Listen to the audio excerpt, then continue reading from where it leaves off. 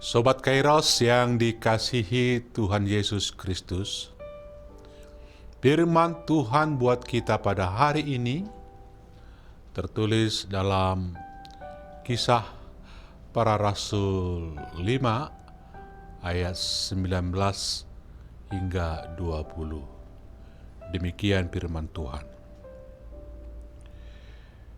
Tetapi waktu malam, seorang malaikat membuka pintu-pintu penjara itu dan membawa mereka keluar. Katanya, "Pergilah, berdirilah di bait Allah, dan beritakanlah seluruh firman hidup itu kepada orang banyak." Sobat Kairos yang dikasihi Tuhan Yesus Kristus, biasanya setiap kebebasan yang kita terima dan alami dari suatu kondisi sulit yang menyengsarakan hidup selalu terekspresikan dalam rasa haru dan bahkan ada dengan euforia berlebihan. Kebebasannya bisa jadi untuk nikmat sendiri, dan sering terjadi segera setelah bebas, lupa oleh siapa dia bebas dan untuk apa dia bebas. Euforia yang berlebihan disertai tindakan lupa akan arti dan makna kebebasannya biasanya dilakukan oleh orang yang dipenjarakan. Dia dipenjara bukan karena memperjuangkan sesuatu yang baik dan berguna bagi orang banyak, tetapi dia dipenjara karena kejahatan yang dia lakukan karena ulahnya sendiri. Berbeda dengan kejadian yang dialami Petrus dan teman-temannya. Para rasul dimasukkan ke penjara oleh pemuka-pemuka agama. Ini merupakan konsekuensi yang baik, bukan buruk, dari impact atau pengaruh besar atas penyebaran kabar baik, yakni Injil, kepada setiap orang yang belum percaya pada Yesus Kristus.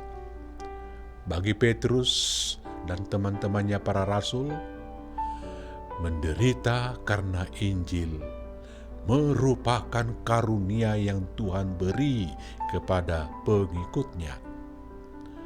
Kemampuan dan kesediaan menderita karena menyaksikan kabar baik merupakan karunia yang tidak dimiliki orang-orang yang hanya sekedar mengikut Tuhan. Karena keterpenjaraannya merupakan akibat murni pemberitaan Injil, maka ketika Allah dengan caranya membebaskannya dari penjara, hal ini dianggap sebagai peluang dan kesempatan yang lebih besar lagi, lebih luas dan kuat untuk semakin menggerakkan penyebaran kabar baik.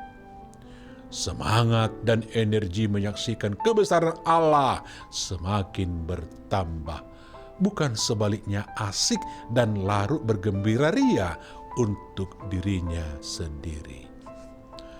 Oleh karena itu, Sobat Kairos, jangan pernah berpikir untuk menghindari tindakan jahat saat kita benar-benar menyaksikan kebenaran firman hidup kepada setiap orang. Jangan khawatirkan dan menjadi takut bila ada orang atau kelompok yang berusaha menyakiti kita atas pemberitaan firman hidup. Malah, seseorang yang dengan benar-benar tulus dan setia memberitakan Injil, yang dia khawatirkan ialah apabila firman hidup tersendat, terbengkalai, tidak sampai kepada sasaran oleh karena kelengahan kita sendiri atau karena alasan yang dibuat-buat. Karenanya, mari kita lakukan tugas kita dengan taat dan setia.